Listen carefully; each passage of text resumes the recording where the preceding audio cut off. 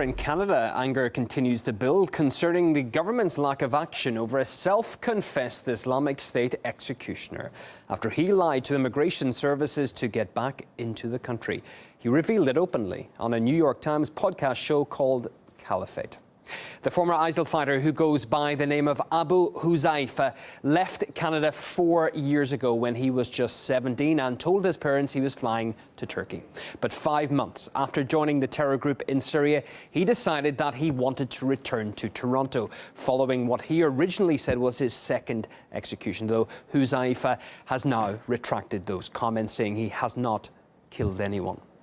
Well, officials hope the man had said enough to incriminate himself on the New York Times podcast series, where he gave detailed accounts of executing people. But that may not be enough to charge him, according to documents obtained by a Canadian news network.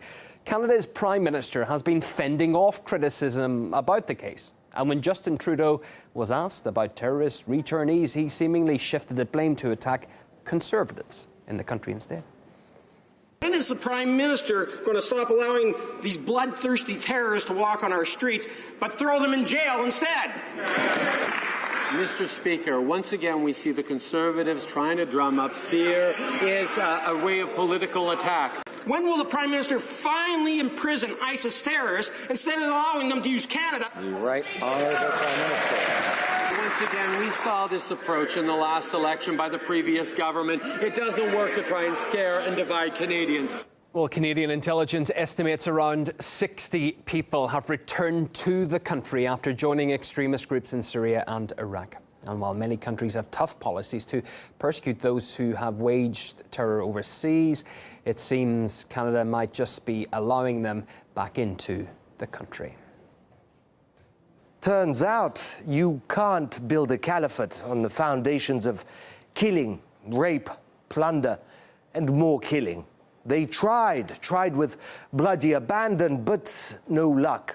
So those ISIS jihadists went home to perhaps start a new life.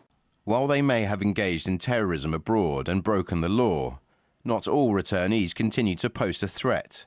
They may now be disillusioned with the cause. The Canadian government even has directives on how to deal with them.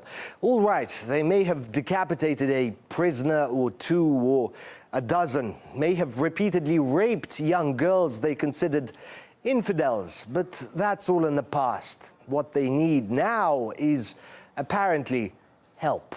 The intervention team can engage with the returnee and the returnee's family to open up dialogue with the individual and to help support the returnee's disengagement from their radical ideology and past behaviour. Before you go thinking that Canadians are crazy, no.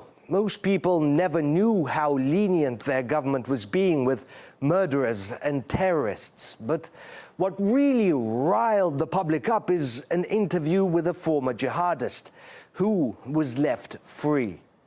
At first, you have to bring yourself to do it. You're like, okay, if I'm finally killing someone now, and you kind of just have to close your eyes and do it and just shoot. You're killing him for a reason. This is justified. You can do this. You're not going to be held accountable. Now, imagine you live in the same city as this guy. Your kids walk by his house on the way to school. Yeah, that's how many Canadians feel. This guy is apparently in Toronto. Canadians deserve more answers from this government. Absolutely. Why aren't they doing something about this despicable animal walking around the country? It's amazing. People in Canada get years in jail for possession of marijuana, but a guy who may have cut off people's heads is let free because he had a change of heart. Now that people are outraged, his story's changed. He says he doesn't deny saying them, but he's insistent that he didn't actually do those things. No charges against him have yet been filed, if they ever will be. But you must understand what he is. Not a monster, no. ISIS fighters are no different to any other immigrants. They all bring something new to Canada. Those aren't my words. That's the Prime Minister talking.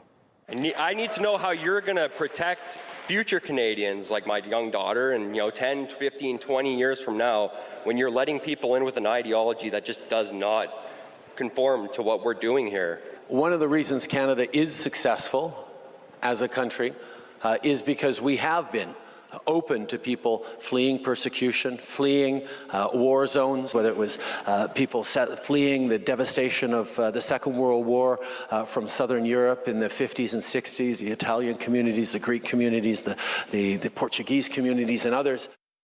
Just belonging to a terrorist organization is enough to convict someone. It's a serious crime.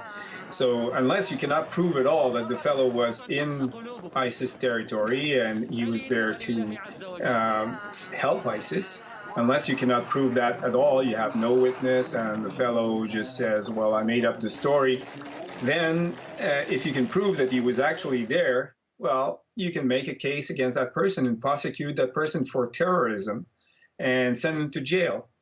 If the government was serious, I think that's what they would do, but I don't think they're serious about it. Pushing multiculturalism to the limit is certainly not a good thing.